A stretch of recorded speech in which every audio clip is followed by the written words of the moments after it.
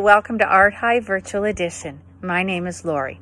Today we're going to make a nameplate using letters that we find formed in nature. We're going to go for a nature walk and I'll show you how I search for letters. You might want to make it a family walk where everybody in the family goes out and we have a contest about who can find the most letters hiding in nature. So find a nice forest somewhere. I'm on a lake road here today with forest on either side, but many of the provincial parks and federal parks have great paths where you can wander and search through the forest for letters formed in nature. So the letter I'm interested in finding today is a D. I'm going to make a nameplate as a gift and it's going to say Wendy. I've already found the W, E, N, and Y, but I really don't have a D that I'm happy with, so that's what I'm searching for today. Well, I already have a number of Y's in my stock of photos.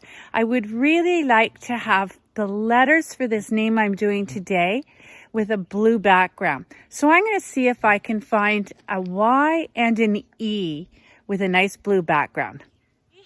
What I'll do is I walk along the path or the road and I scan the forest for the letter type that I'm looking for.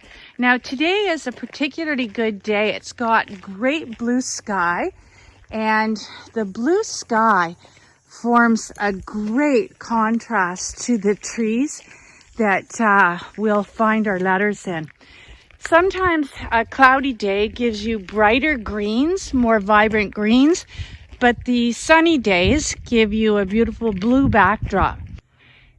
Pine trees like this can often be really good for E's and F's. You can see the straight branches coming out of the trunk.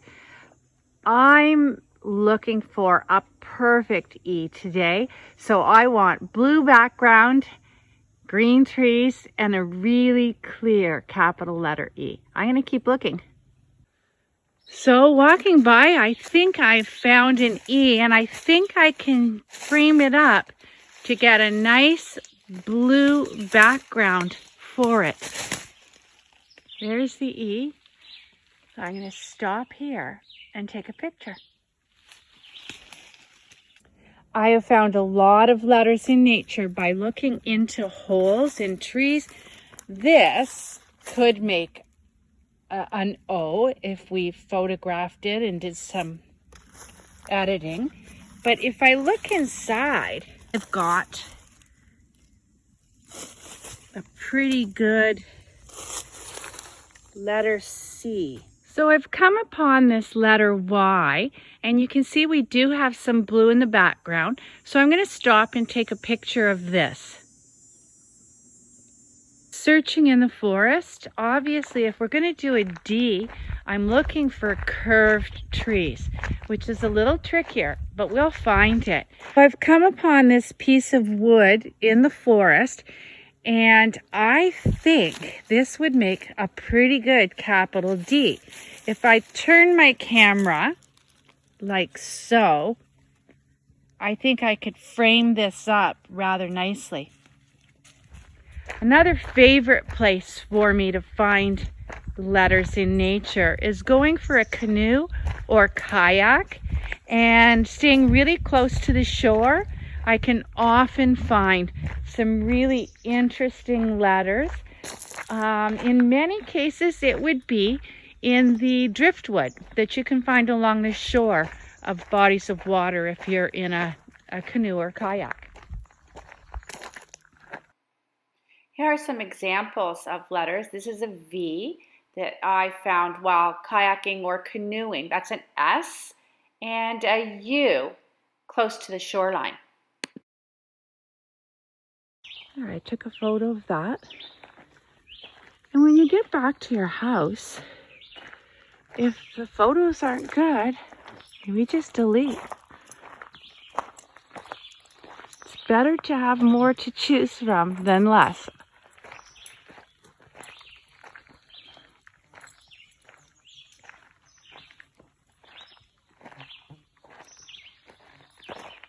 this kind of clump of trees, often at the bottom, I will find some letters like W's when it comes all through. I'm going to take a picture of this and see once I get home if I can do anything to form a letter out of it. I've also done some of these nameplates in the winter, and the snow on the trees can form incredibly beautiful photos, and especially if you can get a snowy day with a blue sky, they can be spectacular. Here are just a few letters that I have found on my winter walks looking for letters in nature. When you get your photographs home with you, you'll need to use any photo editor that you have available to you. You'll crop your pictures so that they're all resulting in a letter that's of a similar size. You'll also want to use some of the lighting features of your photo editing software to ensure that each of your letters has a similar tone to it. So you don't want some of your letters with a yellowish, sunny, bright tone and other letters with a bluish, greenish, colder tone. You'll want to ensure that they're all in the same color family before you're done. And when I show you how to put together the finished product, you'll see how important it is that you've got all those colors nicely aligned. While this isn't a photography workshop, there are lots of opportunities through KFPL that we can learn more about photography. If you have a library card, you can access our online resources, and one of them is lynda.com. On lynda.com, you can learn about many different things, but there are several workshops available online about taking quality photographs. They can be iPhone photography or landscape photography. There's quite a wide range on lynda.com. In addition, we have photo editing software on 2 computers in the CreateSpace. Well, I know we can't get into CreateSpace now. Certainly in the future, we have high-level photo editing software available. For the time being, I just use my own computer editing software to ensure that I have the colors and sharpness and brightness to the photos that I was looking for.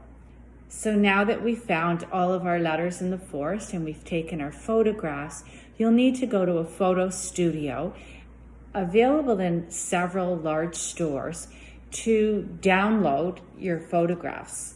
I'm finding they're only about 29 cents a piece in order to get them printed. So I went to a photo shop and I got each of my letters that I've selected printed. You'll notice that they all have the similar color scheme, bright greens with as much blue sky as I could find to shape my letters. Now all we need is double-sided art tape. So this is a little bit spongy and it is sticky on both sides. You'll need a ruler, you'll need a pencil and an eraser, as well as your frame. We'll need a pair of scissors to cut our double-sided craft tape, and we're going to put a small piece on each corner of our letters. So I just snipped the end off and I'm going to cut this in half again.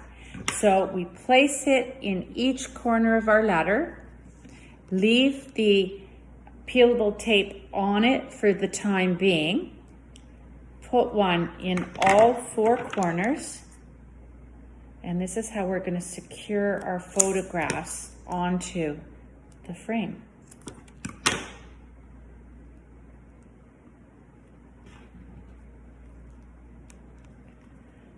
So each of your photographs will look like this.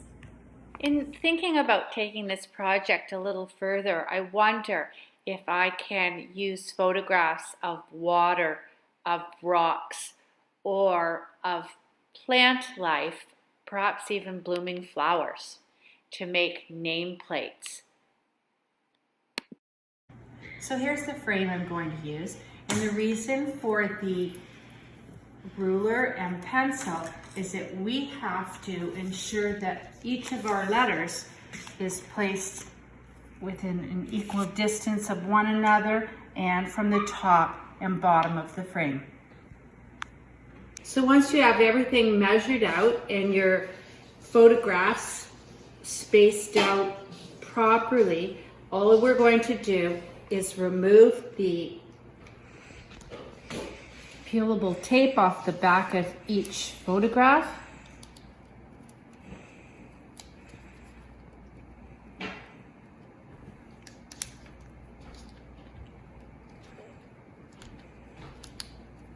And place it in its spot.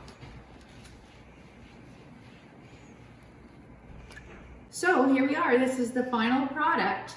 It says Wendy. I hope you can see that from where you are. Please take a picture if you do a project and share it with our YouTube, Twitter, Facebook accounts. Join us another time on Hive.